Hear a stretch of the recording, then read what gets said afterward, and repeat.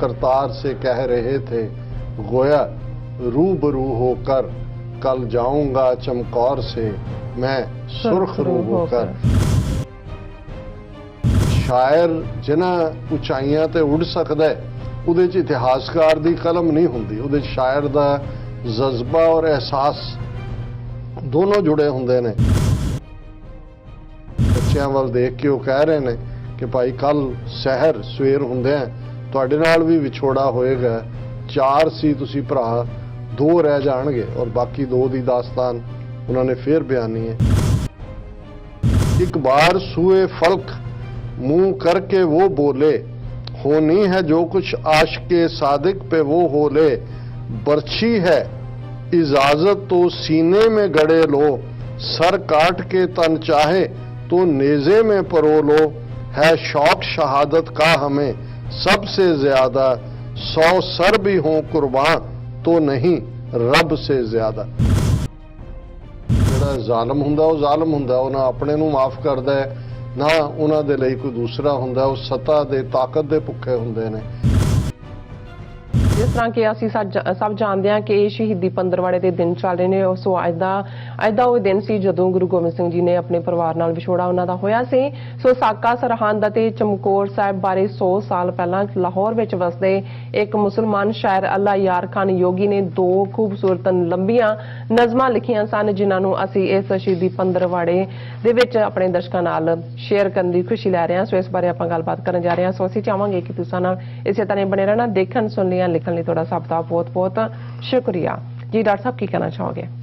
देखो, हरमंदर साहिब च और जिला कपूरथला दे गुरुद्वारा साहब च वापरियां बेअदबी दीयां घटनावां ने समुची कौम दा ध्यान एक वार तां जिहड़ा ये शहीदी पंद्रवाड़ा चल रहा है, जिथे दुनिया भर दे विच साहिबजादियां दी शहादत, माता गुजरी जी दी शहादत और जिवें तुसीं कहा परिवार विछोड़ा, वही पोह दे दिन सरसा दा कंडा, चमकौर दी गढ़ी, माछीवाड़े दा सत्थर, वो जंगल और फिर दीना कांगड़, जफरनामा, फिर सरहंद दी कंध, ये सारियां एक एक करके साडियां यादां दे विच साडी जहनीयत दे अंदर वो दिन बराबर जिहड़ा लगभग 3 सदियां ने उहदा सफ़र मुक जांदा है। और असी इस गल नूं यकीनी बनाते हैं कि साडे वो दर्शक भी जिहड़े खास तौर ते सिख धर्म के इतिहास तो वाकफ नहीं ने, और एक जिथे कि अक्सर हिंदूत्वी ताकतां वल्लों इन्हां घटनावां नूं आधार बना के मुसलमानां और सिखां दे विचकार एक नफरत की कंध भी खड़ी करने की कोशिश की जाती है। और जुल्म करने वाले वजीद खां जां सुच्चा नंद नूं मुसलमानां दे नाल जोड़िया जाता है। हालांकि असी समझते हैं भी ये वो जिहड़ा जालम हुंदा वो जालम हुंदा, वो ना अपने नूं माफ़ करदा है ना उन्हां दे लई कोई दूसरा हुंदा, वो सत्ता दे ताकत दे भुखे हुंदे ने। और इस स्पिरिट नूं जिहड़ी एक ट्रू मुसलमान दी स्पिरिट है, अल्लाह यार खां जिहड़े लगभग 100 साल पहला होए, उन्होंने 1913 दे उस पीरीयड 2 साल दे विच दोनों ही जिहड़े वड्डे सिख धर्म दे वाकयात ने, साका सरहंद और चमकौर दी गढ़ी, इस दे उत्ते उन्होंने वड्डियां नज़मां लिखियां, खुद संगत जाके पढ़ियां, और असीं ये सारे पंद्रवाड़े च उन्हां शेयरां नूं जिहड़े उन्हां नज़मां चों ने वो सांझे कर रहे हैं अपने दर्शकां दे नाल। और जिहड़ा पिछला फ्राइडे दे प्रोग्राम च असीं दस्सिया सी कि किवें 10वें पातशाह 40 सिखां ਵੱਡੇ 2 ਸਾਹਿਬਜ਼ਾਦਿਆਂ ਦੇ ਨਾਲ ਚਮਕੌਰ ਦੀ ਗੜੀ 'ਚ ਪਹੁੰਚ ਗਏ ਨੇ। ਕਿਵੇਂ ਸਾਰੇ ਥੱਕੇ ਹੋਏ ਨੇ, ਬੇਸੁੱਧ ਵਾਂਗ ਸਾਰੇ ਆਰਾਮ ਕਰ ਰਹੇ ਨੇ, ਗੁਰੂ ਕਲਗੀਧਰ ਪਾਤਸ਼ਾਹ ਕੱਲੇ ਕੱਲੇ ਦੇ ਕੋਲ ਜਾ ਕੇ ਕਿਵੇਂ ਉਹਨਾਂ ਦਾ ਮੂੰਹ ਪਲੋਸਦੇ ਨੇ, ਉਹਨਾਂ ਦੀਆਂ ਦਸਤਾਰਾਂ ਸਿੱਧੀਆਂ ਕਰਦੇ ਨੇ, ਆਪਣੇ ਬੱਚਿਆਂ ਦੇ ਕੋਲ ਅਜੀਤ ਸਿੰਘ, ਜੁਝਾਰ ਸਿੰਘ ਜਿਹੜੇ, ਕਿਉਂਕਿ ਇੱਕ ਬੇਸ਼ੱਕ ਇਤਿਹਾਸ ਇਸ ਗੱਲ ਦੀ ਗਵਾਹੀ ਦਿੰਦਾ ਹੈ, ਪਰ ਇੱਕ ਸ਼ਾਇਰ ਜਿਨ੍ਹਾਂ ਉਚਾਈਆਂ ਤੇ ਉੱਡ ਸਕਦਾ ਹੈ ਉਹਦੇ 'ਚ ਇਤਿਹਾਸਕਾਰ ਦੀ ਕਲਮ ਨਹੀਂ ਹੁੰਦੀ, ਉਹਦੇ 'ਚ ਸ਼ਾਇਰ ਦਾ ਜਜ਼ਬਾ ਔਰ ਅਹਿਸਾਸ ਦੋਨੋਂ ਜੁੜੇ ਹੁੰਦੇ ਨੇ। ਔਰ ਅਜੇ ਜਿਹੜਾ ਹੈ ਉਹ ਜਦੋਂ ਉਸ ਸਾਰੇ ਤੋਂ ਕਰਕੇ ਕਿ ਗੁਰੂ ਗੋਬਿੰਦ ਸਿੰਘ ਸਾਹਿਬ ਜਦੋਂ ਇਹ ਕਹਿੰਦੇ ਨੇ ਕਿ ਭਾਈ ਉਹ ਆਪਣੇ ਲਖਤੇ ਜ਼ਗਰਾਂ ਵੱਲ ਦੇਖ ਰਹੇ ਨੇ ਔਰ ਉਹ ਇਹ ਕਹਿ ਰਹੇ ਨੇ ਕਿ ਭਾਈ ਮੈਂ ਕੱਲ ਜਿਹੜਾ ਇਥੋਂ ਸੁਰਖਰੂ ਹੋ ਕੇ ਕਰਤਾਰ ਸੇ ਕਹਿ ਰਹੇ ਥੇ, गोया रूबरू होकर, कल जाऊंगा चमकौर से मैं सुर्ख रू होकर। ਹੁਣ ਉਹ ਗੁਰੂ ਕਲਗੀਧਰ ਪਾਤਸ਼ਾਹ ਦੇ ਗੁਣ ਗਾਇਨ ਕਰਦੇ ਨੇ कि आदा ने कभी तुझको संभलने न दिया था, आराम से पहलू को बदलने न दिया था, गुलशन को तेरे फूल ने फलने न दिया था, कांटा दिले पुर खून से निकलने न दिया था, जिस रन में लड़ा बेसरो समान लड़ा तू, 100 सिंह लिए लाखों पे जा जाके पड़ा तू। आदा हुंदा है दुश्मन कि कदे भी दुश्मन ने आदा ने कभी तुझको संभलने न दिया था कि तुहाडी सारी जिंदगी जिहड़ी है वो जंगां दे विच और उन्हां चैलेंजेस नूं फेस करदिआं ही बीती है। जक दी कभी नवाब को राजों को भगाया, मैदान में मुकाबिल जो हुआ मार गिराया, खमसान में जब आन के तेगों को फिराया, फिर कर दिया एक आन में लश्कर का सफाया, कल कहते हैं चमकौर में फिर खेत पड़ेगा, गोबिंद सहर होते ही लाखों से लड़ेगा। सहर कहते ने सवेर नूं और खेत है लड़ाई कि ਉਹ ਹੁਣ ਗੁਰੂ ਗੋਬਿੰਦ ਸਿੰਘ ਸਾਹਿਬ ਨੂੰ ਐਡਰੈਸ ਕਰ ਰਹੇ ਨੇ ਅੱਲਾ ਯਾਰ ਖਾਂ ਕਿ ਭਾਈ ਤੁਸੀਂ ਕਈ ਨਵਾਬਾਂ ਨੂੰ ਭਜਾਇਆ, ਕਦੇ ਤੁਹਾਡੀ ਤੇਗ ਦੇ ਸਾਹਮਣੇ ਕੋਈ ਅੜਿਆ ਨਹੀਂ, और कल कल कहते हैं चमकौर में फिर खेत पड़ेगा, गोबिंद सहर होते ही लाखों से लड़ेगा।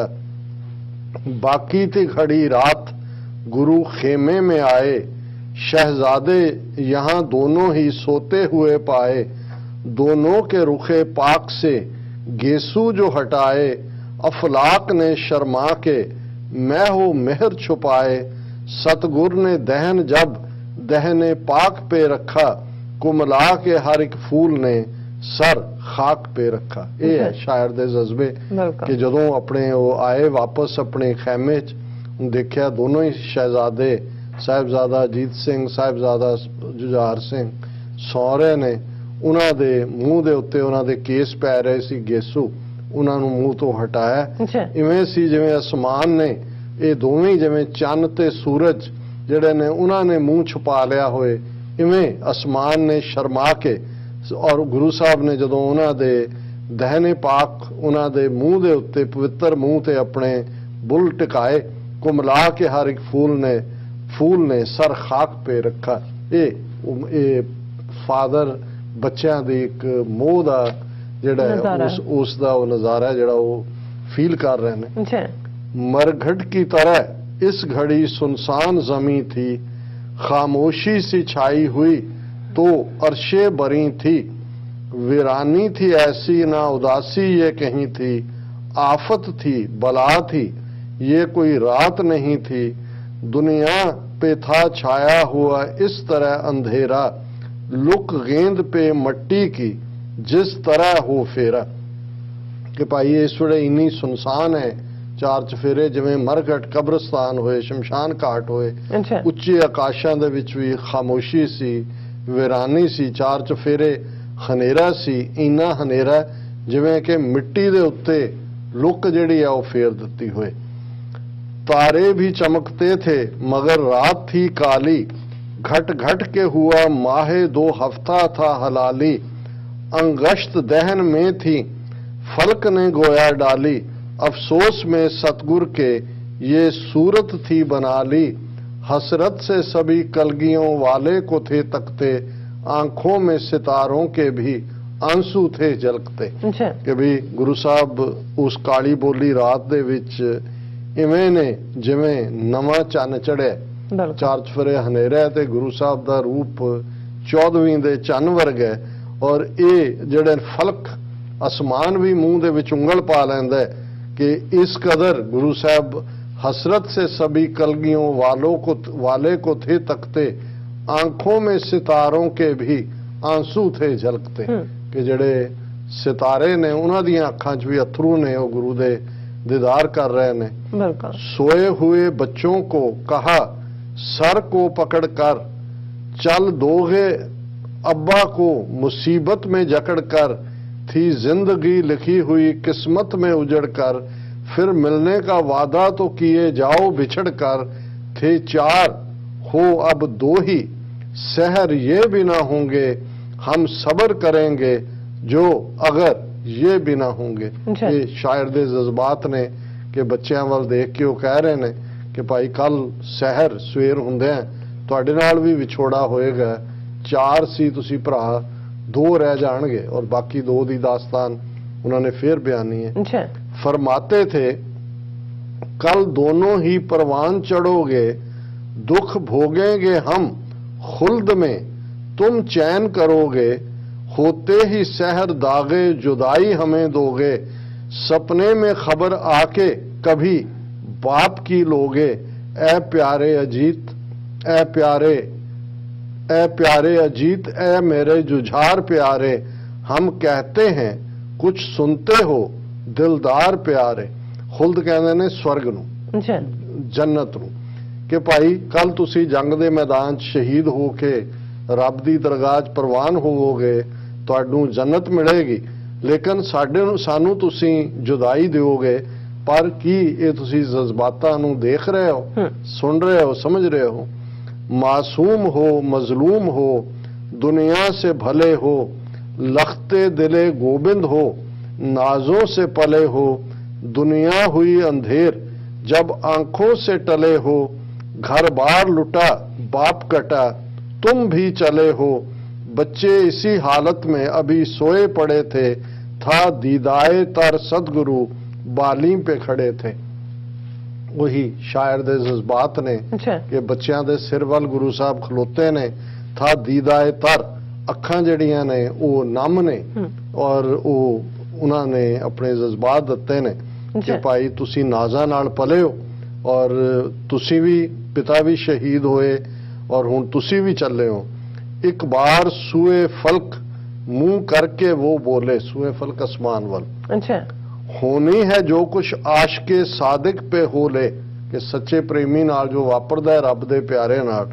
एक बार सूए फलक मुंह करके वो बोले, होनी है जो कुछ आशिके सादिक पे वो हो ले, बर्छी है इजाजत तो सीने में गड़े लो, सर काट के तन चाहे तो नेजे में परो लो, है शौक शहादत का हमें सबसे ज्यादा, 100 सर भी हों कुर्बान तो नहीं रब से ज्यादा। उन्होंने कहा भी तुहाडी शहीदी बरछे नाल होए, सिर कलम करके होए, तुसी शहादत दा शौक पूरा भी करो, मैनू भी चाह है कि 100 सर भी हों कुर्बान तो नहीं रब से ज्यादा। ये रब नू रिझाना साडा मनशा है, 100 सिर भी देने पैण घट नहीं ने।